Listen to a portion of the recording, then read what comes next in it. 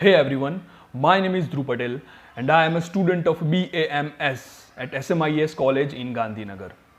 आज के इस वीडियो में योग क्या है, योग के बेनिफिट्स क्या है और योग की हिस्ट्री क्या है, ये तीन चीज़ों के बारे में बात करेंगे।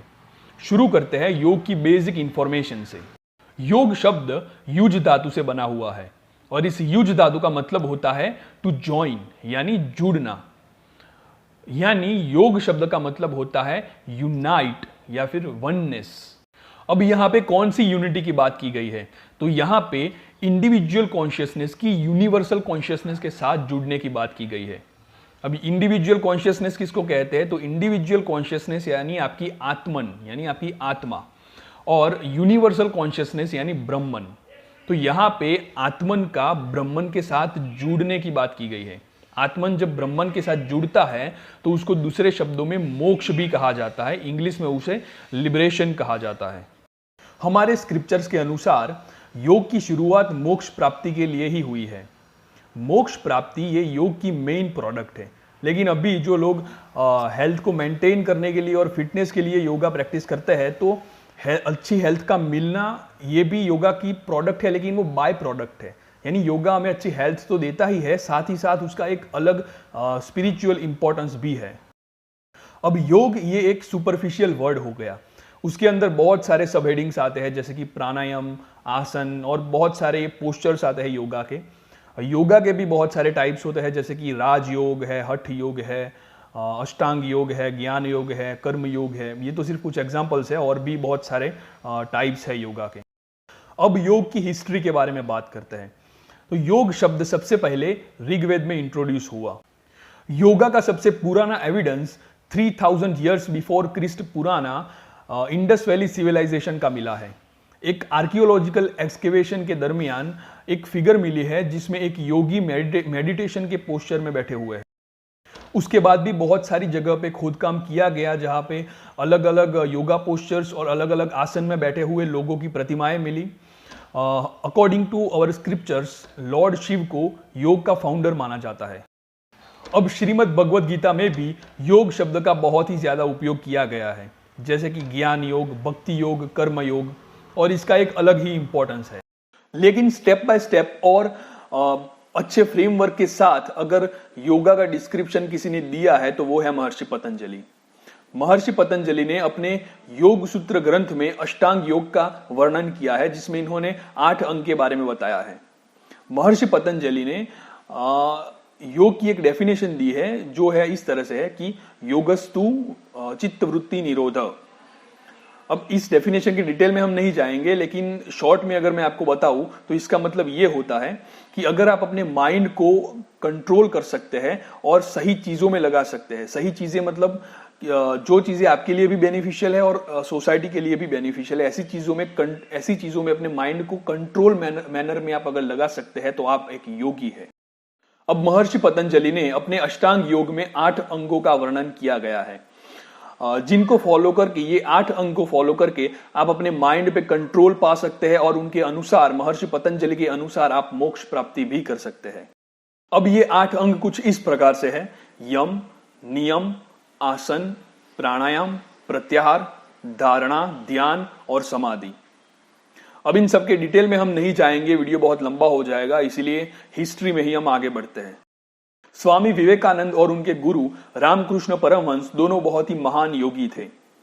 स्वामी विवेकानंद के द्वारा इंडिया में राजयोग को बहुत ही प्रोत्साहित किया गया था और उनके फॉलोअर्स के द्वारा राजयोग को एक्सेप्ट भी किया गया था।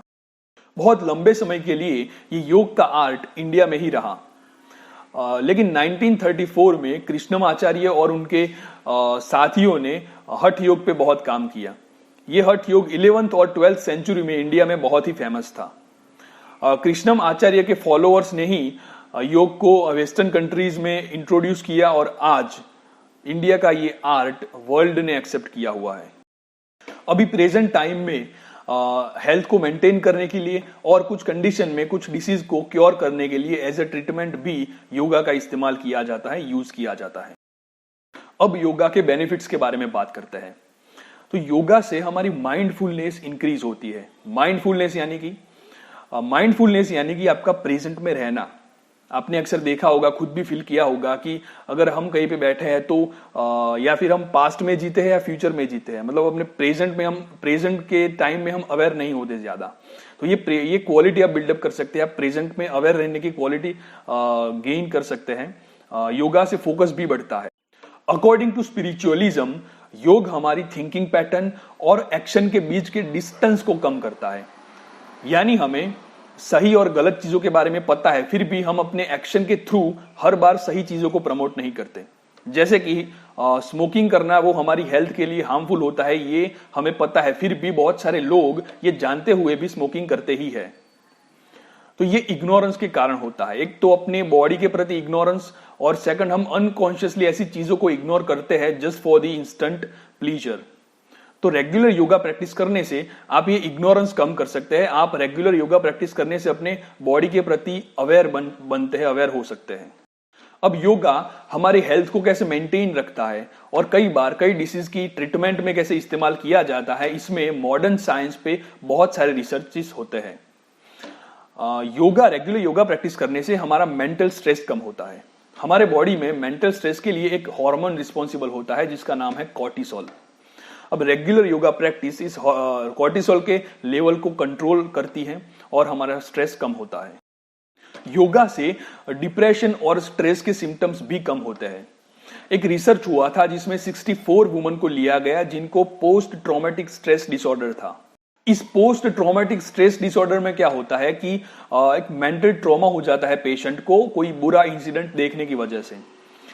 तो उसके बाद कुछ सिम्टम्स क्रिएट होते हैं, जैसे कि उस इंसिडेंट से रिलेटेड ख्याल आना, उस इंसिडेंट से रिलेटेड सपने आना, अनकंट्रोलेबल थॉट्स आना उसके बारे में, डिप्रेशन में चले जाना। तो कुछ ऐसे सिम्टम्स दिखाई देते हैं ऐसे कंडीशन में।